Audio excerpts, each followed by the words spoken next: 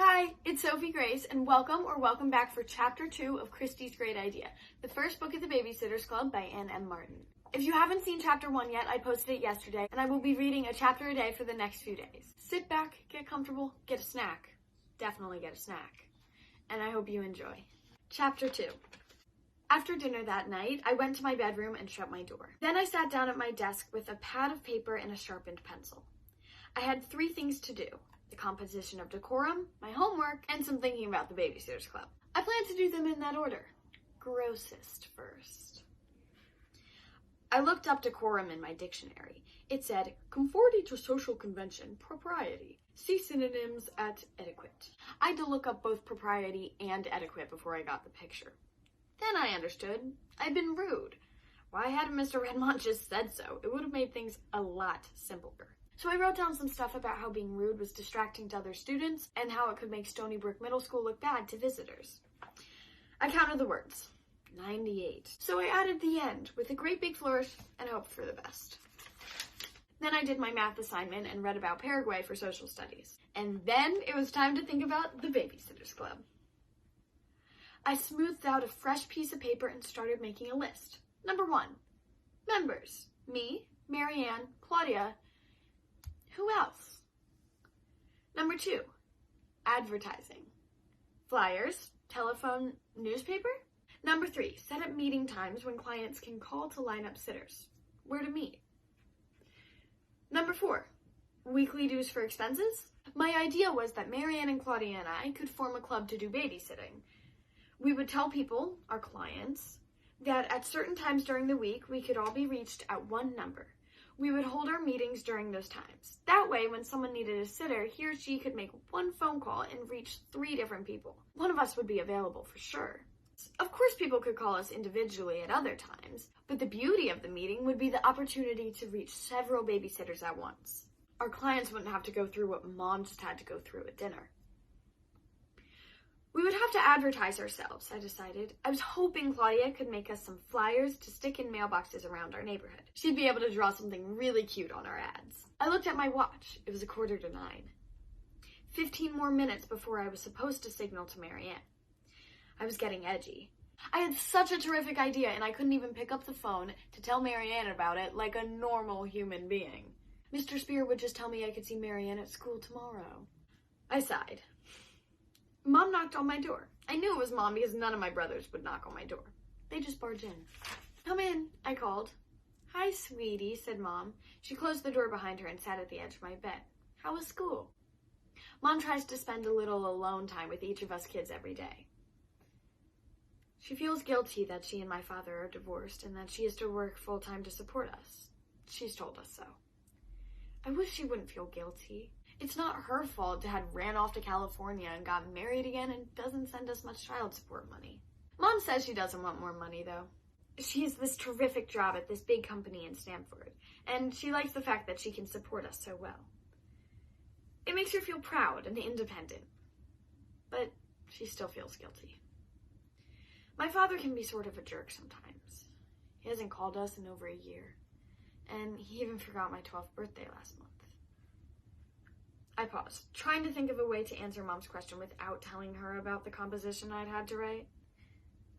Kristy? Mom asked. Oh, it was fine.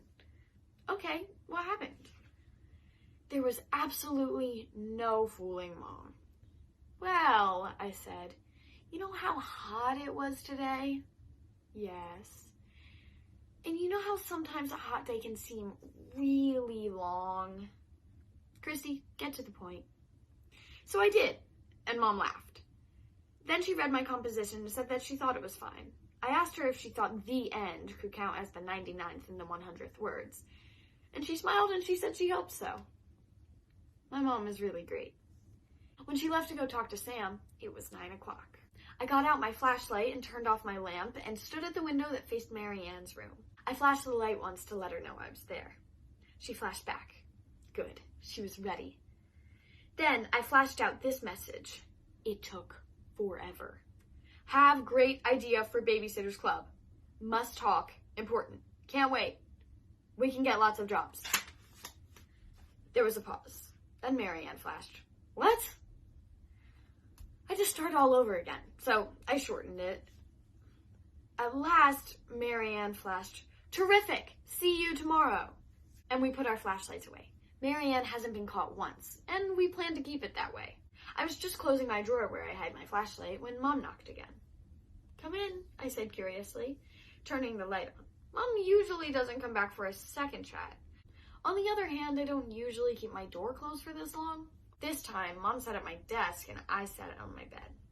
"I just wanted you to know," she said, "that I'm going out on a date with Watson on Saturday night. I forgot to let you know before." I groaned. Mom has been seeing this guy Watson off and on for the past 4 months. She likes him a lot, but I don't like him much at all. He's divorced from his wife and has 2 little kids. Plus, he's getting bald.